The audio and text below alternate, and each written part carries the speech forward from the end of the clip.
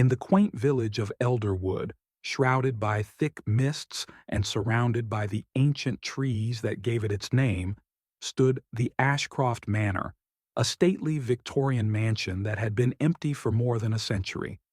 Local lore whispered of its haunted halls and the ghostly figures that danced in the candlelit windows at night. Despite its eerie reputation, or perhaps because of it, the manor drew the curiosity of many, including the newly arrived Professor Henry Ashcroft, a distant relative of the original owners. Henry, a historian and amateur sleuth of the supernatural, had recently inherited the manor under mysterious circumstances. The last of the Ashcroft line, he viewed the manor not just as a relic of his family's past, but as a chapter of history waiting to be read. Along with his two teenage children, Lila and Oliver, Henry arrived one foggy afternoon, determined to uncover the truth behind the hauntings. The family was greeted by the sight of towering gables and stone statues masked by ivy, their expressions eroded to ghostly whispers of their former glory. The heavy oak door groaned open, revealing a grand foyer dusted with the passage of time. Cobwebs draped over ornate chandeliers, and the air was thick with the musty scent of secrets long buried. As they explored the echoing halls and grand ballroom, Lila, who had a keen sensitivity to the supernatural, felt a chill that wasn't caused by the drafty corridors. "Do you feel that?" she whispered to Oliver, who was more skeptical but equally intrigued. "I don't know," he replied. "It could just be the old house settling." Yet, even as he said it, the sound of a distant piano playing drew their attention. The melody was soft and melancholic, fading as they approached the music room. Inside, the dust-covered piano's keys were still, but the chill lingered.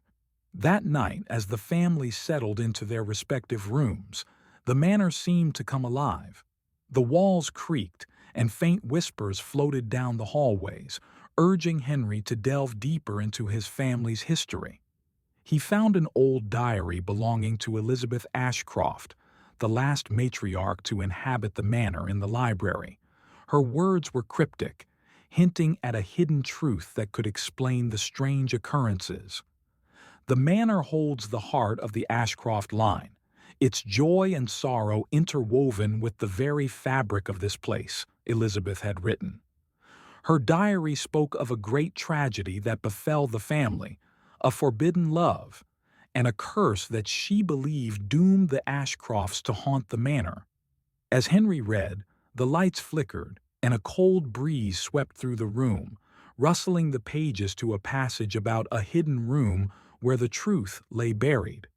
Determined to find it, Henry rallied his children, and together they embarked on a quest to uncover the manor's secrets, not knowing that the truth would be more extraordinary than any ghost story they had ever heard. As the first light of dawn crept through the tattered curtains, the Ashcrofts felt a shift in the air, a lightness, as if the house itself were holding its breath, waiting for its story to be told. The morning sun cast a golden glow through the dusty windows of the Ashcroft Manor, illuminating the ancient secrets hidden in the corners of its rooms. With the diary as their guide, Henry, Lila, and Oliver continued their exploration, each room revealing a piece of the Ashcroft legacy, woven through time like the tapestries on the walls. Their search led them to the manor's extensive library, where books from floor to ceiling held lore of every conceivable subject. Hidden behind a false bookshelf, they discovered a narrow staircase spiraling downwards into darkness. With only the flicker of an oil lamp to light their way, the family descended. The staircase opened into a forgotten study, filled with artifacts and old letters that told the tale of Eleanor Ashcroft, Elizabeth's sister, whose love for a commoner named Thomas had scandalized the family. Their forbidden romance, it seemed, was the heart of the curse Elizabeth had written about. As Henry pored over the letters, Lila explored the room, her fingers brushing against a cold metal box. With a glance at her father, she opened it, revealing a locket containing a portrait of Eleanor and Thomas, their smiles frozen in time. The air grew colder, and the soft piano melody from the night before filled the room, more poignant now. Why would love cause such distress? Oliver wondered aloud, his voice echoing slightly in the cramped space.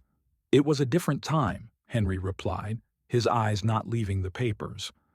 Families valued status and power over happiness. Eleanor's choice would have been seen as a betrayal. The family realized that the manor's haunting might not be malevolent, but a sorrowful remembrance of lost love. They decided to search for Eleanor's grave, believing that acknowledging her story might bring peace to the restless spirits. Their quest took them to the old Ashcroft family cemetery, overgrown with weeds and forgotten by time. There, under the shadow of a weeping willow, they found a modest stone marker, away from the grand family mausoleum. It was Eleanor's resting place, solitary and neglected. With gentle hands, Lila cleared the ivy enveloping the gravestone, revealing the inscription, Eleanor Ashcroft, beloved and lost. Tears welled in her eyes as she touched the cold stone, her heart heavy with the weight of Eleanor's sadness. The family stood together by the grave, a sense of purpose uniting them. Henry, feeling a deep connection to his ancestors, spoke softly, Eleanor, we recognize your love and your pain. You are remembered. As he spoke these words, the wind picked up, rustling the leaves and whispering through the trees. The atmosphere around the grave seemed to lighten, and the sun broke through the clouds, casting a warm, comforting light over the cemetery. Feeling a shift in the air, the Ashcrofts sensed that they had uncovered the key to the manor's hauntings. They returned to the house, intent on learning more about the family's history and perhaps finding a way to permanently lift the shadows of the past. Back at the manor, the Ashcrofts felt a change. The house, once laden with an unspoken melancholy, now seemed to breathe a sigh of relief, as if Eleanor's acknowledgement had dispelled some of the gloom. Energized by their discovery, Henry, Lila, and Oliver resolved to delve deeper into the Ashcroft legacy, hopeful that resolving the past could restore peace to the manor. Over the next few days, they organized Eleanor's study into a makeshift research hub, poring over old family records and maps of the estate. They discovered references to a secret garden where Eleanor and Thomas were said to have met in secret, a place designed by the lovers as a sanctuary from the world's judgment. Guided by a faded map found tucked in one of the books, the family ventured to the far end of the manor's sprawling grounds. Behind a thicket of brambles and ivy, they uncovered a rusted wrought iron gate, barely hanging onto its hinges. With effort, they pushed it open, revealing a hidden garden, wild and overgrown, but still holding onto the beauty of its design. In the center of the garden stood a statue of two figures, locked in an eternal embrace. The faces were worn away by time, but the sentiment was clear. This was Eleanor and Thomas, immortalized in stone, their love forever captured in the heart of the garden. Lila, who had felt a deep connection to Eleanor's story, wandered the garden, her hands tracing the outlines of the forgotten flowers and herbs, some still stubbornly blooming despite years of neglect. "This place feels different," she said. "It's sad, but there's love here too." As the family worked together in the following weeks to restore the garden, they noticed more changes in the manor. Lights no longer flickered inexplicably, and the cold spots that once permeated the hallways seemed to dissipate. The soft piano music that once haunted the nights had transformed into a comforting melody, echoing faintly during the day as if to encourage their efforts.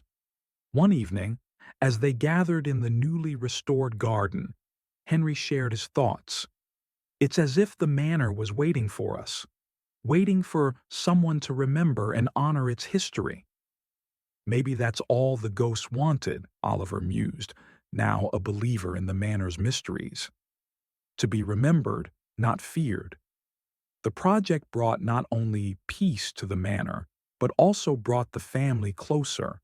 They shared stories of their ancestors, imagining the lives they led, the joys and sorrows that filled the rooms of the manor. Each story added a layer to their understanding, and with each discovery, the spectral presence grew less haunting and more protective.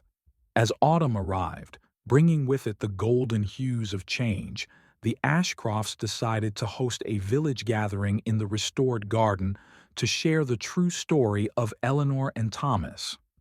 The local villagers, initially skeptical, were moved by the tale of forbidden love and the efforts of the family to honor it. The garden became a symbol of reconciliation, not just for the family, but for the entire village, which had once shunned Eleanor and her beloved. That night, as the family sat together, overlooking the garden, now alive with lanterns and laughter, they felt a warmth enveloping the manor.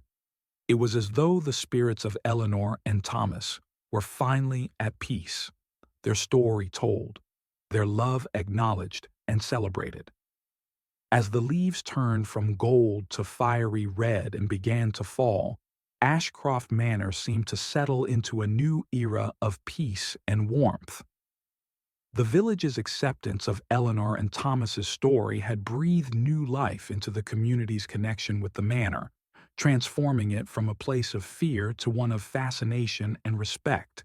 The Ashcrofts, now deeply rooted in the history and the mystery of their ancestral home, decided to open the manor's doors for historical tours, sharing its storied past with curious visitors. Henry, whose passion for history had been the catalyst for this journey, took great pleasure in leading the tours. He spoke of the manor's architecture, the lineage of the Ashcroft family, and, most importantly, the love story that had changed the very essence of the place. With each tour, he watched the faces of the visitors light up with interest and sympathy, their previous apprehensions melting away as they walked through the halls that now resonated with a tale of love and redemption. Lila, meanwhile, had taken a particular interest in the restoration of the interior. She worked to preserve the authenticity of the manor's decor, researching Victorian styles and sourcing period-appropriate furnishings. Her efforts revealed hidden frescoes and intricate woodwork, each discovery providing a deeper understanding of the artistic expressions of the time and the personal tastes of her ancestors. Oliver, who had initially been skeptical about the supernatural aspects of the manor, found himself drawn to the technical side of things. He installed discreet modern conveniences that made the manor more livable without disrupting its historical integrity. His systems kept the manor warm and the lights steady, but he designed everything to be hidden from view, maintaining the 19th century aesthetic. One crisp evening, as the family gathered in the library, a favorite room that hummed with the quiet energy of centuries of readers, they discussed their next project. The Diary of Elizabeth Ashcroft had mentioned a series of paintings that were said to depict the significant moments in the Ashcroft family history, but these artworks were lost to time, their whereabouts unknown. Intrigued by the mystery, the family decided to track down these paintings, believing that they might provide further insights into their family's past and perhaps reveal other stories that were yet to be told. The search led them through a maze of antique dealers and historians, each clue leading to another, weaving through the fabric of local and distant histories. Their quest was a challenging one, filled with dead ends and surprising turns. However, each step brought them closer not only to the paintings, but also to understanding the broader impact their family had on the surrounding community and beyond. They learned of philanthropic endeavors, scholarly contributions, and artistic patronages that had been forgotten over time. Meanwhile, the manor itself seemed to support their journey. Doors that had once been stuck shut eased open, revealing rooms and passageways that offered up old letters, photographs, and sometimes, mysteriously, the perfect tool or book needed at just the right moment. It was during a late autumn storm, the wind howling around the gables of the manor, that Henry, while examining a particularly stubborn panel in the library, discovered a hidden compartment. Inside, carefully wrapped in oilskin, were the missing paintings, remarkably preserved. The family gathered around as he unveiled each one, the candlelight flickering over scenes of joy, sorrow, and everyday life of the Ashcrofts. These paintings were more than just art. They were windows into the souls of those who had walked the halls of the manor before. Each portrait told a story of its own, capturing moments of human emotion so vividly that they seemed almost to breathe. With the discovery of the long-lost paintings, the Ashcroft Manor seemed to come fully alive, its walls echoing with the whispers of the past, as if the ancestors themselves were approving of the family's dedication to unveiling their history. Each painting was a masterpiece of emotion and art, telling stories that words in the old diaries could only hint at. One painting in particular captured the family's attention. It depicted a grand ball, the manor's ballroom filled with elegantly dressed figures, the expressions on their faces a mix of joy, intrigue, and secret sorrow. This painting was positioned prominently in the newly restored ballroom, now a perfect replica of its former glory. As winter approached and the first snowflakes began to fall, covering the gardens in a blanket of white, the manor prepared for its first grand event in nearly a century. Henry and his children decided to host a winter ball, inviting the villagers and distant relatives who had followed their journey through social media and news articles. It was a celebration of the manor's restoration, the family's return, and the community's newfound connection to its historical gem. Preparations for the ball were as much a journey through history as they were a practical undertaking. Lila took charge of the decorations, ensuring that every detail reflected the Victorian era's elegance. Oliver updated the heating system to ensure the guests' comfort, integrating it so seamlessly that not even the most discerning eye could tell the modern from the historical. The night of the ball, Ashcroft Manor was aglow with warm light spilling from its windows, the snow around it sparkling under the clear winter sky. Guests arrived in period attire, lending an air of authenticity and enchantment to the evening. The local orchestra, positioned beneath the grand staircase, filled the air with classical music, some of which had been composed by a distant Ashcroft relative. Henry welcomed everyone, his voice echoing in the grand hall. Tonight, we celebrate not just a restoration of a home, but the revival of a family's soul. Each of you has played a part in bringing peace to this place, and for that, we are forever grateful. As the night progressed, the manor seemed to revel in its regained glory. The guests danced and laughed, the portraits on the walls looking on as if pleased to see the joy in the room that mirrored the scenes they depicted. Lila, moving through the crowd, felt a gentle breeze pass by her, accompanied by the faint scent of roses, Eleanor's favorite as noted in her letters.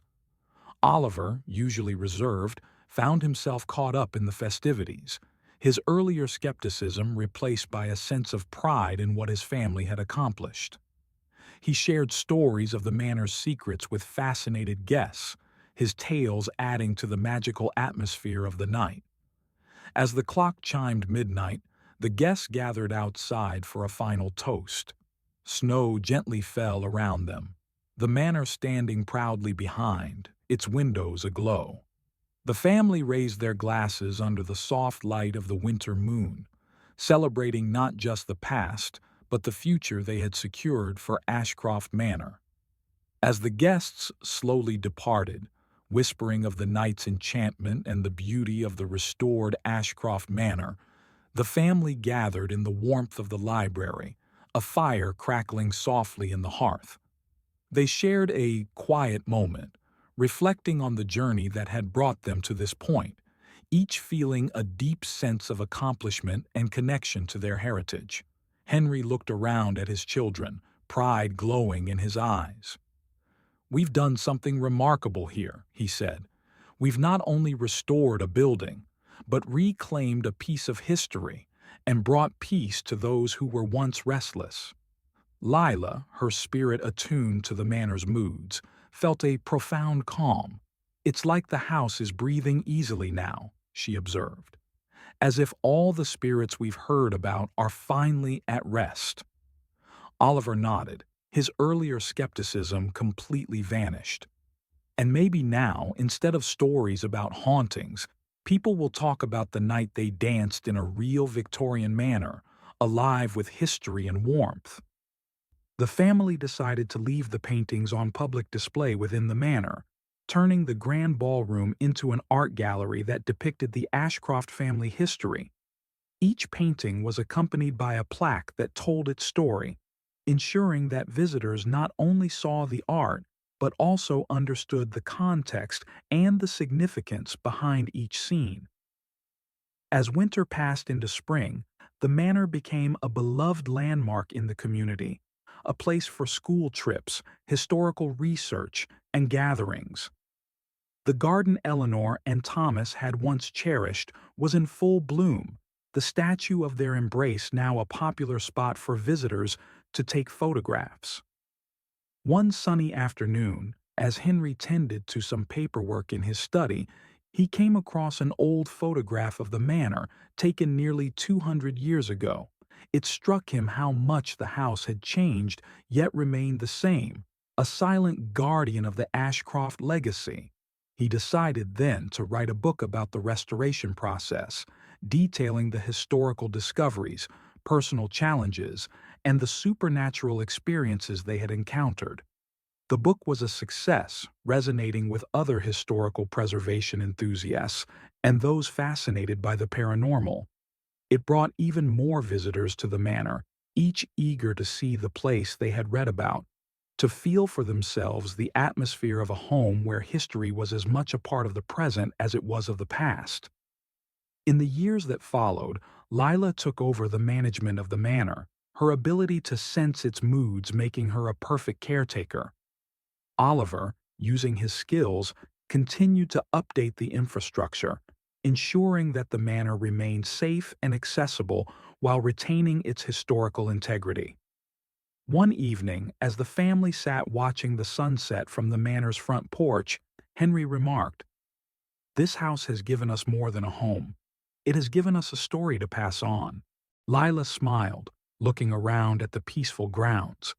"Yes, a story of love, loss, and restoration. It's a good story, one that won't be forgotten." The Ashcroft family's journey with the manor had started with mystery and whispers of ghosts, but it ended with the creation of a living history, a testament to their dedication and love for the past. Ashcroft Manor stood not just as a remembrance of what had been, but as a beacon of what could be when the past and present merged in understanding and respect. Thanks for watching. If you want to see more stories like this, hit that like button and don't forget to hit that subscribe button. And let me know on which topic you would like to see stories next. And check out these other stories you might enjoy. See you in the next one. Till then, take care and goodbye.